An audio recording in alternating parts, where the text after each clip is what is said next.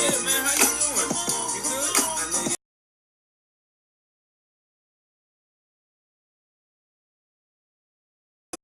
All right, so this is my second attempt at cauliflower rice. The first time I basically made cauliflower quinoa. I pulped it a little too much. So I'm trying not to do that this time. I think last time I also overstuffed the food processor. So cut your cauliflower up into florets and you stick it in here. We're going to see how this turns out. Hold on. Does that look like rice? Kind of looks like eggs. We'll go with that though, because I don't want quinoa again. Okay, now I'm not just putting the cauliflower in and blending it and that's it.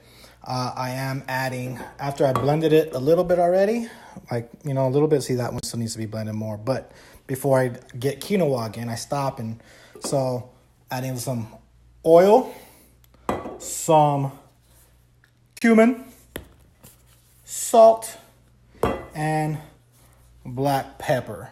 And the old more secret for black pepper, as my mom would like to say, is you put it until you could see it. My mom was blind, so when she would cook, she would just put as much black pepper until she could see it. Kind of like an inside joke, but it's pretty hilarious, and it's I do it. So put it till you can see it.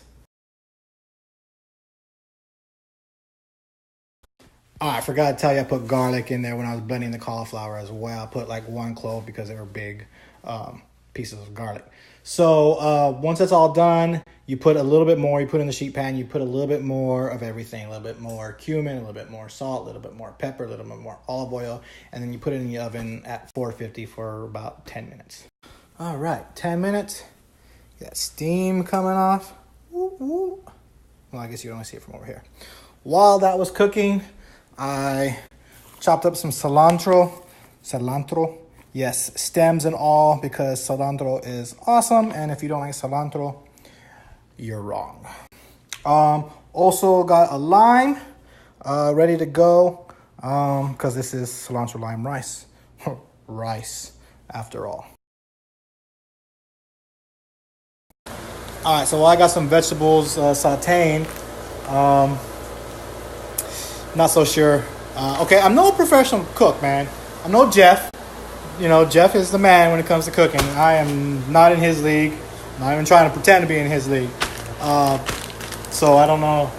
Those kind of scare me a little bit. But what I have here is I got steak and I have my chicken. They've been marinating for about 3.5 hours. They're both in some chipotle peppers in the sauce, with some salt and pepper, some garlic, some cumin, a couple of other things I don't remember.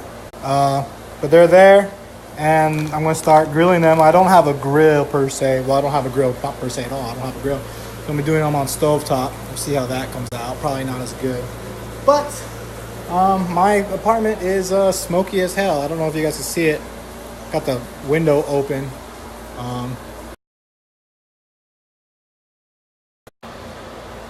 This better be good, man. Like, I'm hungry. And it's taking a minute. It doesn't help that I don't have a whole lot of pans either. What are you gonna do? Go out and buy some more? Sure. Why not? But tell you what, man, this Texas honey, Silver Star, ooh, man, good stuff. Almost done. Chicken's cooking now. Give it a couple more minutes on that side, then I'll flip them. So now I got some romaine I need to chop up, because it's a salad without lettuce? You can't. It's not a salad. I don't know. What's a salad without lettuce? So I'm gonna chop that up, and then I'll show you the final, I guess. So wish me luck.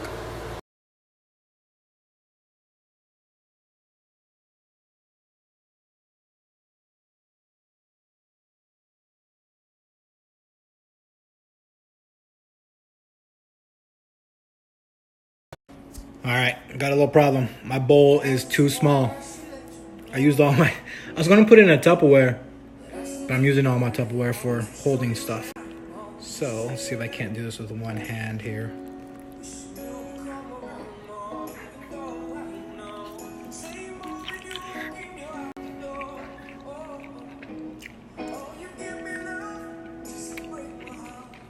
Okay, good, really good.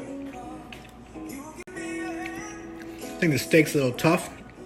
I overcooked it. I don't know. I'm not a professional, but it's all right. It is all right.